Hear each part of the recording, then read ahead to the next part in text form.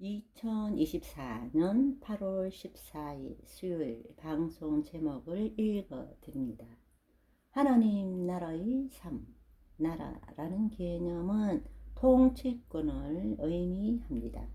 하나님의 자녀는 하나님의 통치를 받는 삶을 살며 하나님의 하루를 살아갑니다. 내내 인생 1, 유튜브. 그러므로 이제 그리스도 예수 안에 있는 자에게는 결코 정죄함이 없나니 이는 그리스도 예수 안에 있는 생명의 성령의 법이 죄와 사망의 법에서 너를 해방하였음이라. 쇼트 1.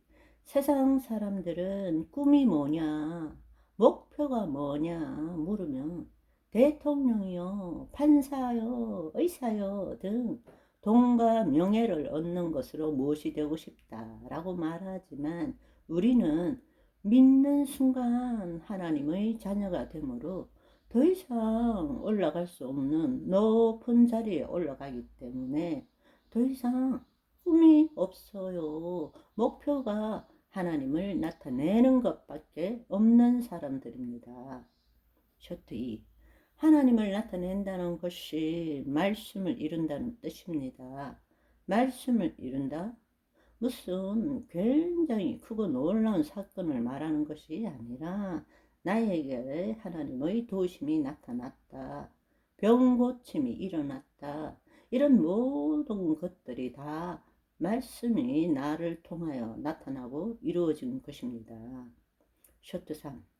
하나님의 자녀들이 말씀을 이루는 자로 살게 해 주시려고 말씀이 육신이 되어 이 땅에 오신 분이 예수님이십니다. 인간으로 오셔야 죽을 수 있고 죽음 후에 몸의 부활이 있다는 것도 보여주시고 영원한 삶, 영생이 무엇인지도 보여주시며 시청과 교육을 단단히 해 주시려고 오신 것입니다. 내내 인생 이 유튜브 쇼트 4. 율법으로는 그 누구도 의롭게 될 수 없습니다. 몇만 조항 중 하나라도 지키지 못하면 율법을 다 범한 것이 됩니다. 거기에다 심령법까지 있어 마음까지 온전해야 율법을 지키는 거예요. 그래서 인간은 절대 율법을 지키지 못하기 때문에 제사법을 주셔서 동물을 희생시킨 것입니다. 쇼트.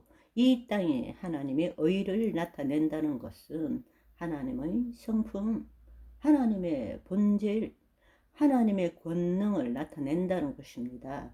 어떻게 나타내냐? 말씀대로 이루어지는 삶이 실체로 나타나게 하는 것입니다.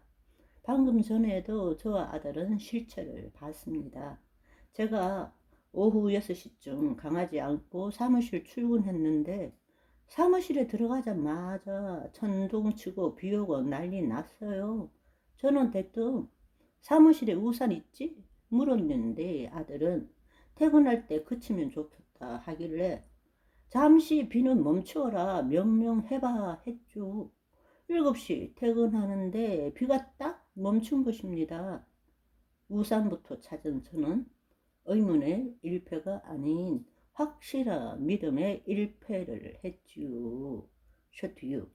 하나님께서 자기 백성에게 율법을 주신 것은 이걸 지켜야 천국 갈 수 있다가 아니고 죄는 이러이러한 것이다를 보여주시고 너희 인간으로서는 하나님의 공의를 만족시킬 수 없으니 너 대신 너가 아끼는 동물의 피라도 바치고 제사함 받으라는 것입니다.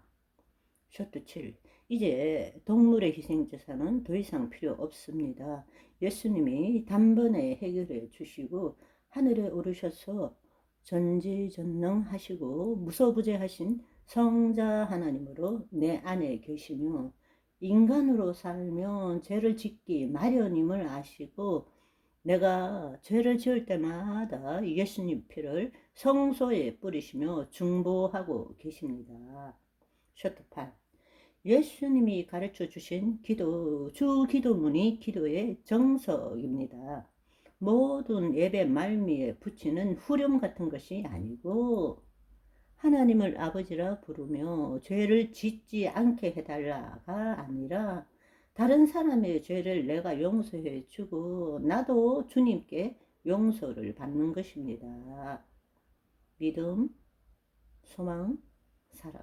하나님의 자녀는 예수 그리스도의 믿음으로 부활 소망과 하나님의 사랑, 아가페 사랑을 가지고 이 땅에 파송된 빛의 전사입니다. 할렐루야!